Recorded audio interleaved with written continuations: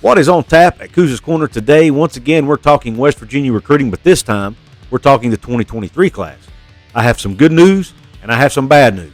So pull up a chair, sit back, relax, and let me serve you up this shot, top shelf, college football knowledge.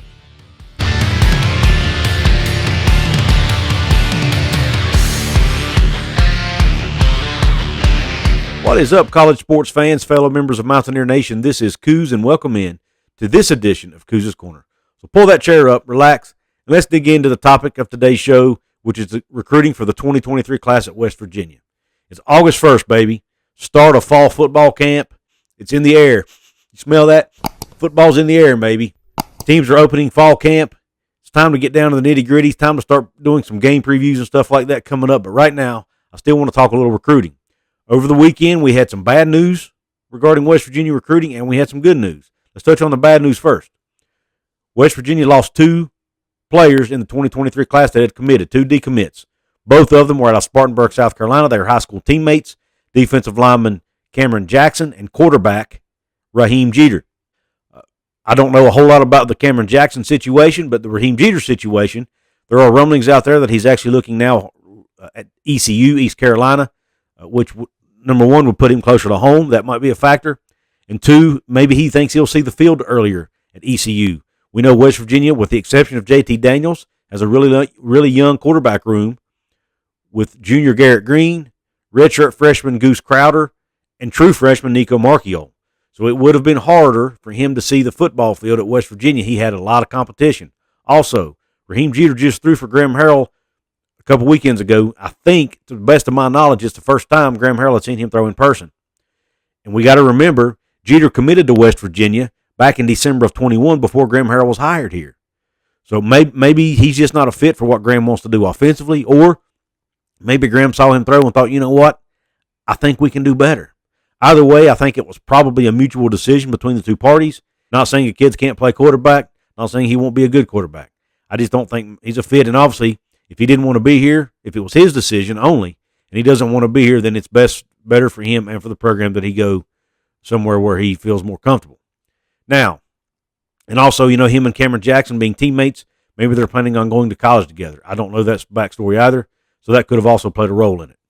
Now, let's move on to the good news. West Virginia picked up another commitment for the 2023 class in offensive lineman Nick Krahe. Now, I hope I'm pronouncing his last name right. It's spelled Krahe. Nick Krahe is a three-star offensive lineman out of Harbor Creek High School in Harbor Creek, Pennsylvania. He stands 6 foot 5 inches tall, weighs 285 pounds. The lead recruiter for him was offensive line coach Matt Moore. His other Power 5 offers included Boston College, Maryland, and that team up north, Pitt. On3 Recruiting Services actually had him crystal balled to go to Pitt. However, West Virginia was able to step in after a visit over the weekend. He really loved what he saw at West Virginia and decided to commit after he took a visit to Maryland as well. He went ahead and took his visit to Maryland. Still felt like West Virginia was a better fit.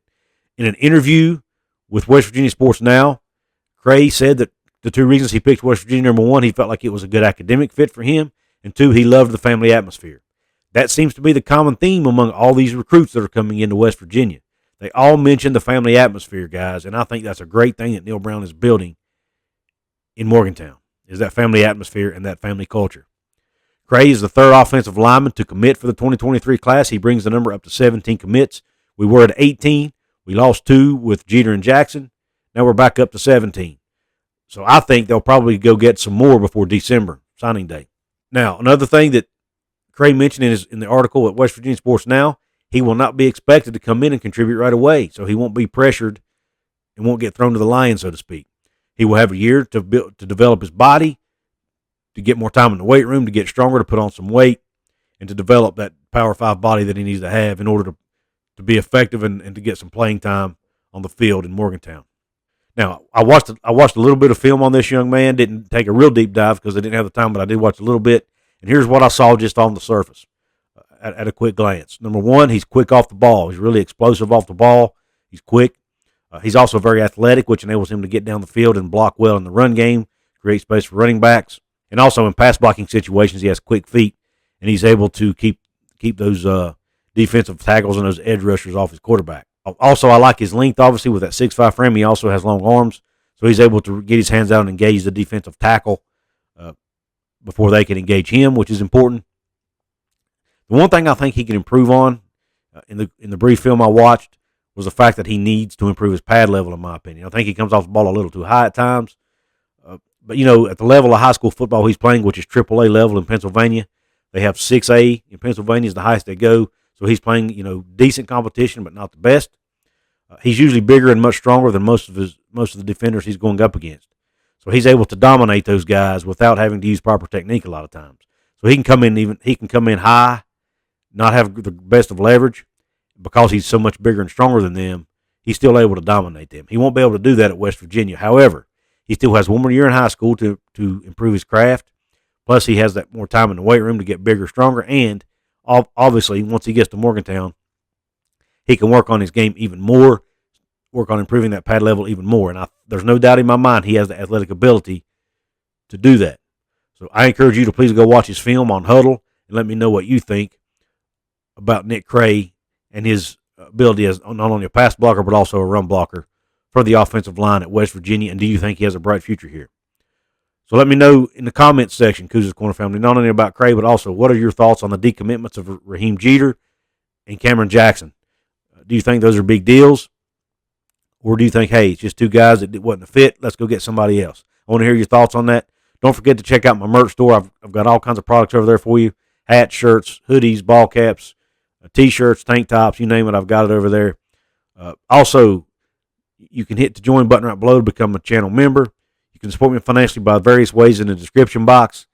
Fanatics shopping, Amazon shopping, BetUS betting, online betting and online gaming with BetUS. There's a link to that as well.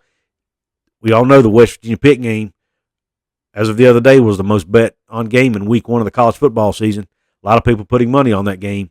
If you want to do that, use that BetUS link in my site, but please play responsibly. Last but not least, if you want to support me free, there's 4 ways you can do it. You can like the video, you can share the video, you can comment under the video, and you can subscribe to my channel if you haven't yet. All those things help me out, will help my channel grow organically. And in the meantime, I appreciate you tuning into this one. Q Country Roads.